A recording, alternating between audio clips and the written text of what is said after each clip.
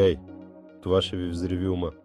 Студенина и тъга може да изглеждат сходни, но всъщност са коренно различни. Нека ви обясня. Студеният човек често изглежда дистанциран и недостъпен. Може да избягва погледа в очите, да държи разговорите кратки и рядко да показва емоции.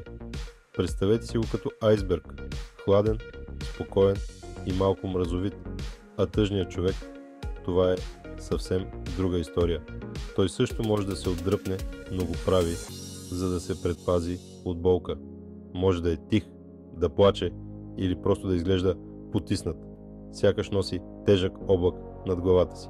Така че следващия път, когато видите някого, който ви се струва студен или тъжен, погледнете по-отблизо.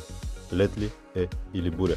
Разбирането на разликата може да ви помогне да се свържете по-добре с хората около вас. Ако има какво да добавите по темата, ще се радваме да ни го споделите в коментарите и ако видеото ви е харесало, харесайте и споделете.